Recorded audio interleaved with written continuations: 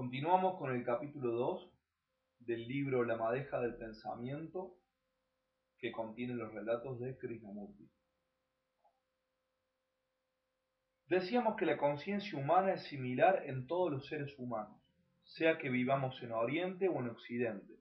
Nuestra conciencia está compuesta de muchas capas de temores, ansiedades, placeres, dolores y de toda clase de creencias. Puede que ocasionalmente en esa conciencia haya también amor, compasión, y que de esa compasión surja una clase por completo diferente de inteligencia. Y siempre está el miedo al fin, a la muerte. Desde tiempos inmemoriales, en todo el mundo los seres humanos han tratado de descubrir si existe algo sagrado más allá del pensamiento, algo incorruptible e intemporal. Están las diversas conciencias de grupo, el hombre de negocios con su conciencia, los científicos con la suya y el carpintero con su conciencia propia. Ellos pertenecen al contenido de la conciencia y son el producto del pensamiento. El pensamiento ha creado cosas sorprendentes, desde la extraordinaria tecnología de las computadoras a las telecomunicaciones, los robots, la cirugía y la medicina. El pensamiento ha inventado las religiones. Todas las organizaciones religiosas del mundo son un producto del pensamiento. El pensamiento ha inventado la computadora. Ustedes tienen que comprender la complejidad y el futuro de la computadora. Esta va a sobrepasar al hombre en su pensamiento. Va a cambiar la estructura de la sociedad y de los gobiernos. Esta no es una conclusión fantástica de quien les habla, o algo imaginario. Es una cosa que efectivamente está ocurriendo ahora, y de la cual tal vez no sean ustedes conscientes. La computadora tiene una inteligencia mecánica, puede aprender e inventar. La computadora va a hacer innecesario el trabajo del hombre. Tal vez trabaje solo 2 horas por día.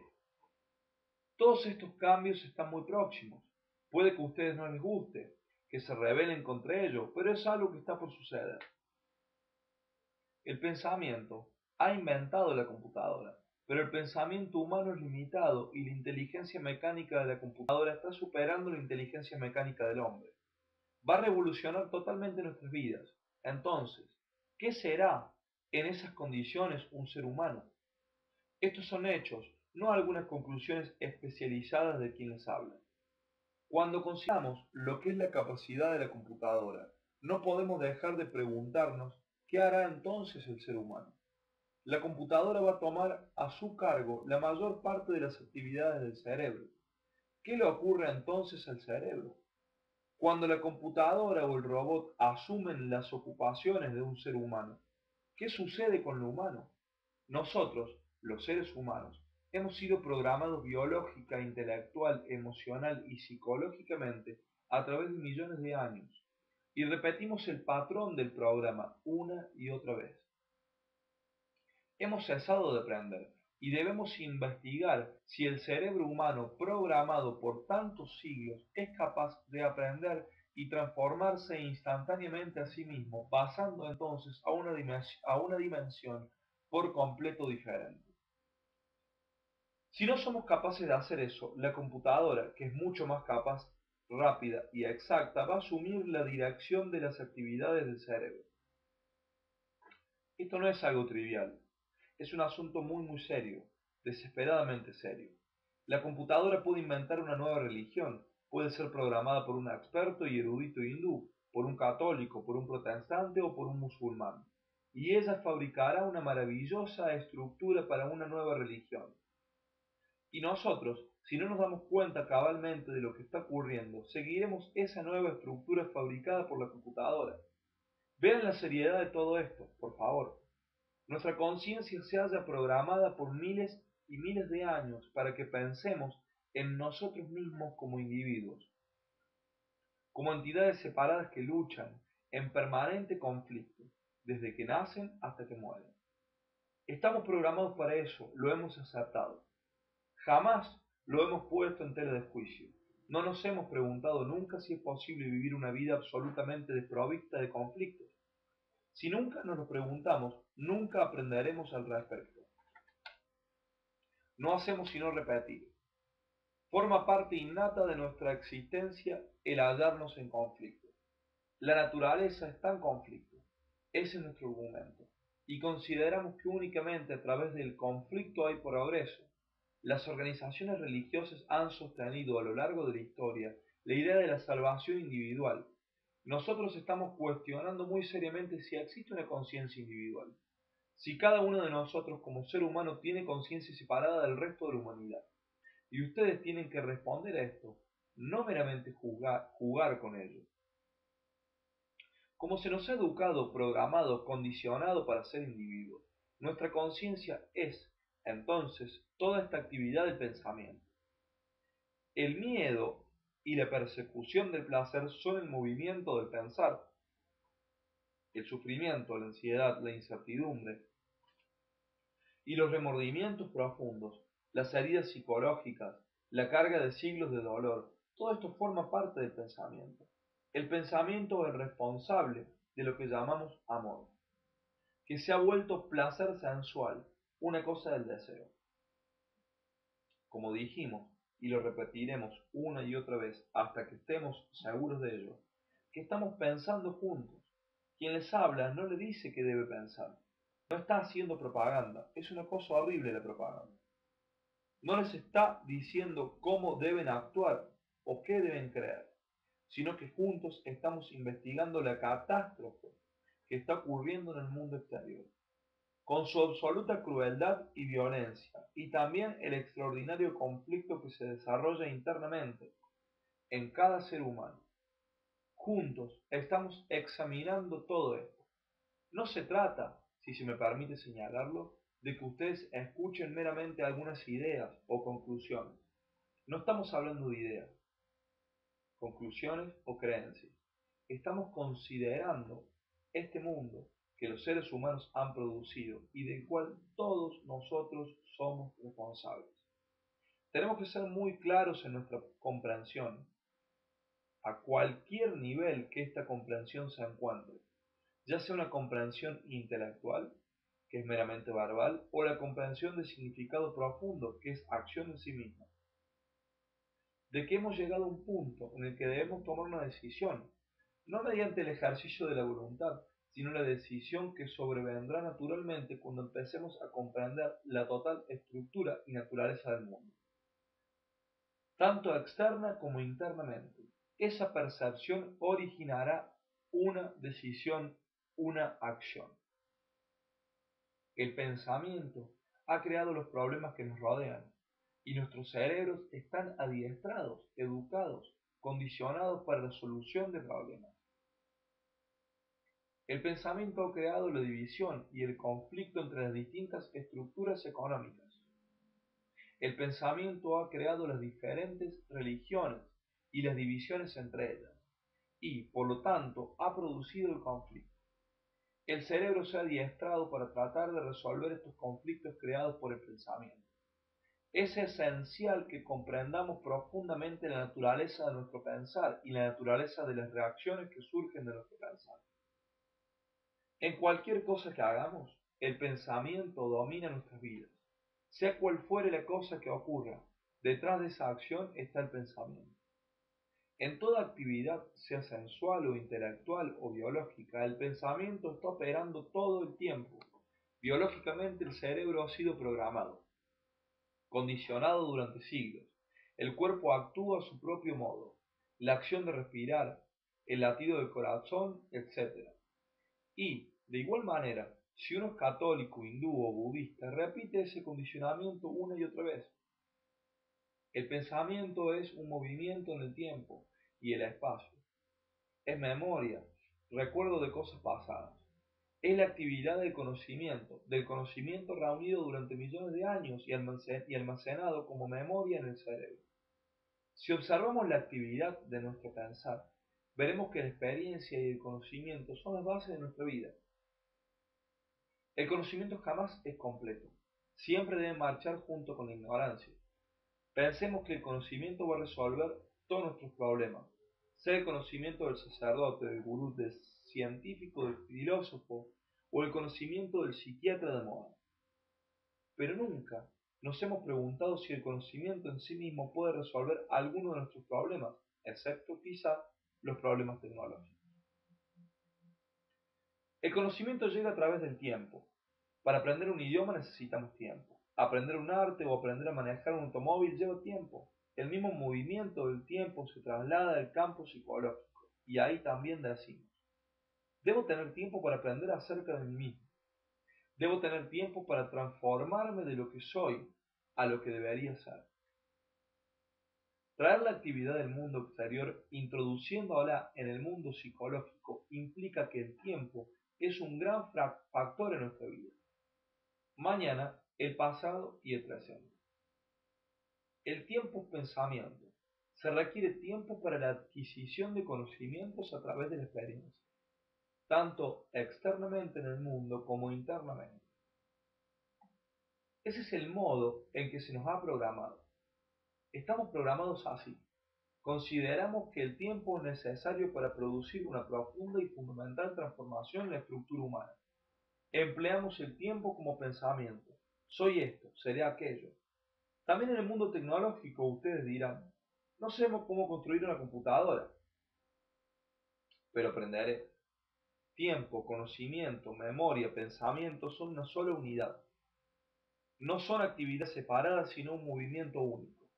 El pensamiento, que es el resultado del conocimiento que hemos acumulado, debe ser perpetuamente incompleto y por ende limitado, porque el conocimiento es incompleto. Y todo lo que sea limitado debe originar conflicto. La nacionalidad es limitada, la creencia religiosa es limitada. Una experiencia que han tenido que anhelar o que anhelan tener es limitada. Toda experiencia tiene que ser por fuerza limitada. ¿Por qué? Porque hay más experiencias. Puedo tener una experiencia sexual, o la experiencia de poseer riquezas, o la de renunciar a todo y entrar en un monasterio. Esas experiencias son todas limitadas. El pensamiento, por ser limitado, crea problemas, divisiones nacionales, económicas y religiosas. Entonces el pensamiento dice: debo resolverlo. De modo que el pensamiento está funcionando siempre en la solución de problemas. La computadora, un mecanismo que hemos programado, puede aventajarnos a todos nosotros porque no tiene problemas. La computadora deduce, aprende, reacciona. Nuestra conciencia ha sido programada como una conciencia individual. Y nos estamos preguntando si esa conciencia que hemos aceptado como individual es de algún modo realmente individual. No digan: ¿qué ocurrirá si yo no soy un individuo? Puede ocurrir algo por completo diferente. Uno puede estar adiestrado individualmente en un oficio particular, en una particular profesión. Puede ser un cirujano, un médico, un ingeniero, pero eso no lo convierte en un individuo. Podemos tener diferentes nombres, formas diferentes, pero eso no hace la individualidad, ni la hace el aceptar lo que a través del tiempo el cerebro ha afirmado. Yo soy un individuo, mi deseo es realizarme, llegar a ser alguien mediante el esfuerzo y la lucha. Esa llamada conciencia individual, o sea, la conciencia de cada uno de ustedes, es la conciencia de toda la humanidad. Si nuestra conciencia que hemos aceptado como separada no está separada, entonces, ¿cuál es la naturaleza de nuestra conciencia?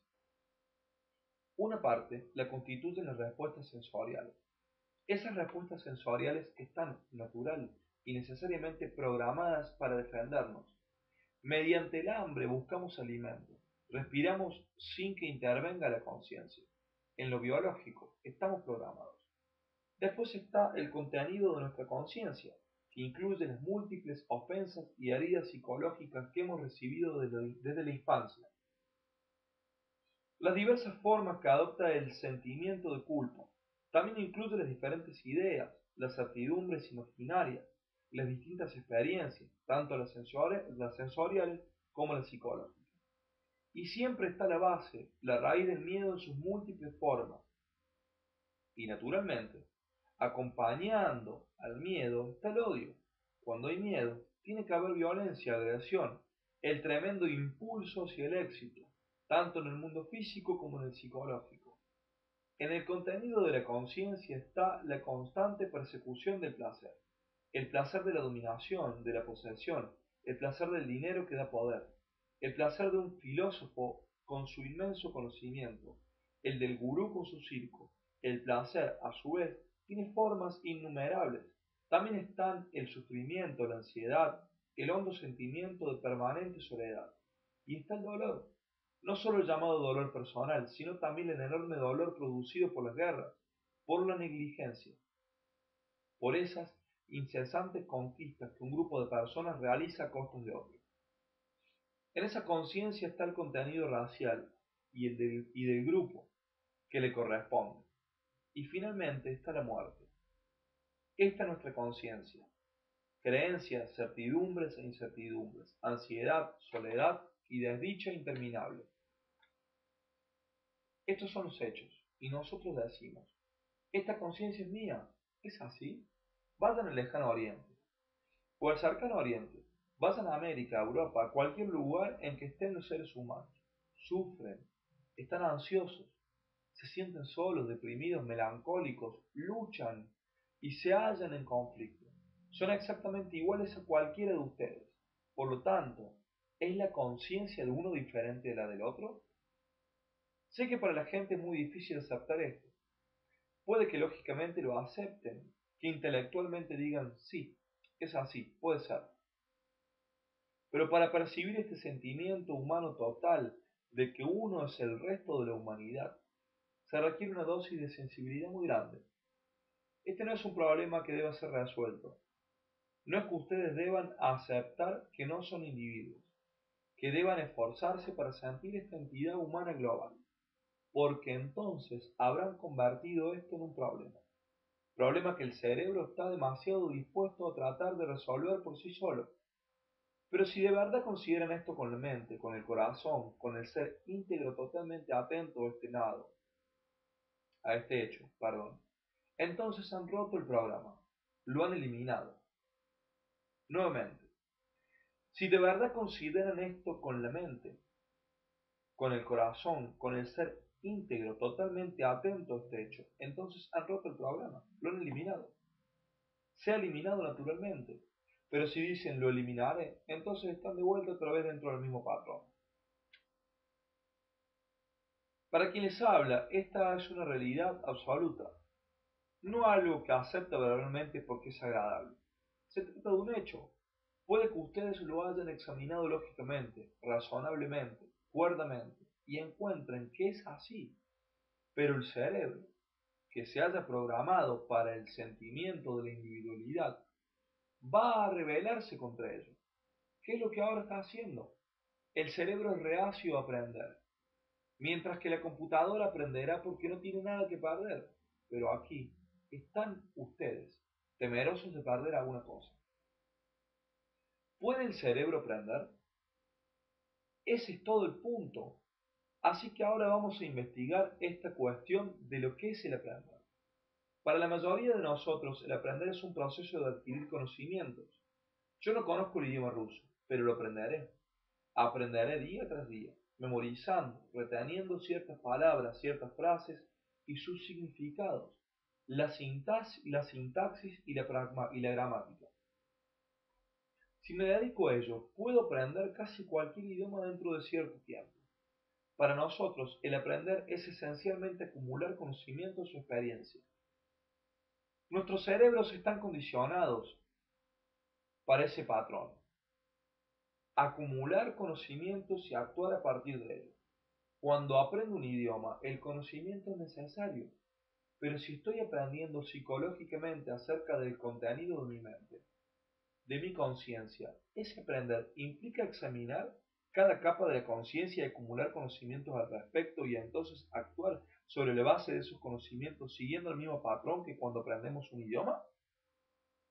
Si el cerebro repite ese patrón cuando estoy aprendiendo acerca del contenido de mi conciencia, ello significa que necesito tiempo para acumular conocimientos sobre mí mismo, sobre mi conciencia. Entonces determino cuáles son los problemas y el cerebro está dispuesto a resolverlos.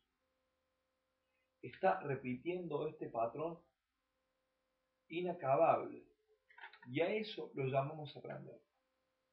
¿Hay un aprender que no sea este? ¿Existe una acción diferente de aprender que no sea la acumulación de conocimiento? ¿Comprenden la diferencia? Lo pondré de otro modo. De la experiencia adquirimos conocimiento, del conocimiento memoria. La respuesta de la memoria es el pensamiento. Luego del pensamiento emerge la acción, y de la acción aprenden ustedes más. Y así el ciclo se repite. Ese es el patrón de nuestra vida. Tal forma de aprender jamás resolverá nuestros problemas, porque es una repetición. Adquirimos más conocimientos que puedan conducir a una mejor acción, pero esa acción es limitada. Y esto es lo que seguiremos repitiendo. La actividad que proviene de ese conocimiento no resolverá en absoluto nuestros problemas humanos. Es tan obvio que no lo hemos resuelto. Después de millones de años no hemos resuelto nuestros problemas. Nos cortamos el cuello unos a otros. Estamos compitiendo, nos odiamos mutuamente, queremos obtener éxito. Todo el patrón se repite desde los comienzos del hombre. Y todavía seguimos en lo mismo. Hagan lo que hagan conforme a este patrón, no resolverán ningún problema humano. Ya se trate de un problema político, religioso o económico, porque es el pensamiento el que está operando. Ahora bien, ¿existe otra forma de aprender? Aprender no en el contexto del conocimiento, sino una forma diferente, una percepción, acción no acumulativa. Para descubrirlo debemos investigar si es posible observar el contenido de nuestra conciencia y observar el mundo sin un solo prejuicio. ¿Es eso posible? No digan que no es posible. Simplemente se le pregunta. Vean si cuando tienen un prejuicio pueden observar claramente. No pueden, es obvio.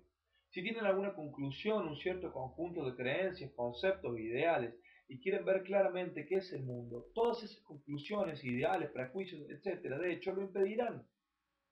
La cuestión no es cómo liberarse de los prejuicios. Consiste en ver claramente, inteligentemente, que cualquier forma de prejuicio, por noble o innoble que sea, impedirá realmente la percepción. Cuando vemos eso, los prejuicios desaparecen. Lo que importa no es el prejuicio, sino la exigencia de ver claramente. Si yo quiero ser un buen cirujano, no puedo hacerlo con ideales o prejuicios acerca de los cirujanos. Debo practicar de hecho la cirugía. ¿Pueden ustedes ver que es posible una nueva forma de acción? Una nueva forma de conocimiento no acumulativo que provocará la ruptura del patrón, la eliminación del programa, lo cual hará que actúen de un modo por completo diferente. La manera en que hemos vivido durante millones de años ha consistido en la repetición del mismo proceso de adquirir conocimiento y luego actuar sobre la base de ese conocimiento. Tanto ese conocimiento como la acción son limitados. Esa limitación crea problemas, y el cerebro se ha acostumbrado a resolver los problemas que el conocimiento ha creado repetidamente. El cerebro está preso en ese patrón. Y aquí nosotros sostenemos que ese patrón nunca, en ninguna circunstancia, habrá de resolver nuestros problemas humanos. Es obvio que no los hemos resuelto hasta ahora. Tiene que haber un movimiento diferente, por completo diferente. Un movimiento no acumulativo de percepción-acción. Tener una percepción no acumulativa es no tener ningún prejuicio. Es no tener en absoluto ninguna clase de ideales, conceptos o creencias. Porque todas esas cosas destruyen al hombre. No han resuelto sus problemas. Bien, ¿tienen ustedes algún prejuicio? ¿Un prejuicio que tenga algo en común con un ideal? Por supuesto, los ideales son para lograrse en el futuro, y el conocimiento se vuelve tremendamente importante en la realización de los ideales. Entonces, pueden observar sin la acumulación, sin la destructiva naturaleza del prejuicio, de los ideales, de la fe, de las creencias y de sus propias experiencias y conclusiones. Existen la conciencia del grupo, la conciencia nacional, la conciencia lingüística, la conciencia profesional, la conciencia racial, y están el miedo, la ansiedad, la soledad, el dolor, la persecución del placer, el amor y finalmente la muerte. Si ustedes, permanentemente actuando en ese círculo, sostienen la conciencia humana del mundo, vean simplemente la verdad de esto. Cada uno de ustedes es una parte de esa conciencia y la alimentan diciendo, yo soy un individuo. Mis prejuicios son importantes, mis ideales son esenciales, repitiendo perpetuamente la misma cosa. Por lo tanto, dicha conciencia se mantiene, se sustenta, se nutre cuando siguen repitiendo ese patrón. Pero cuando rompen con ese patrón, están introduciendo un factor completamente nuevo en la totalidad de esa conciencia. Ahora bien, si comprendemos la naturaleza de nuestra propia conciencia, si vemos cómo está operando en este inacabable ciclo de conocimiento, acción y división, una conciencia que hemos alimentado por milenios, si vemos la verdad de que todo esto forma parte de un prejuicio y rompemos con ello, introducimos un factor nuevo dentro de lo viejo. Eso significa que uno, como ser humano que pertenece a la conciencia del resto de la humanidad, puede funcionar fuera del viejo patrón de obediencia y aceptación. Este es el verdadero momento crucial de nuestra vida. El hombre no puede continuar repitiendo el viejo patrón. Este ha perdido su significación. En el mundo psicológico ha perdido totalmente su significación. Si uno se realiza a sí mismo, ¿a quién le interesa? Si uno llega a ser un santo, ¿qué importancia tiene? Mientras que si uno actúa fuera de todo esto, afecta a la conciencia total de la humanidad. Esto fue escrito el 14 de julio de 1981, en base a relatos de Krishnamurti. Para ver más o charlar o que nos juntemos gente que quiere pensarse no como un individuo, sino como una totalidad, los invito a visitar mi Facebook, facebook.com/jmpalavecino. Muchas gracias.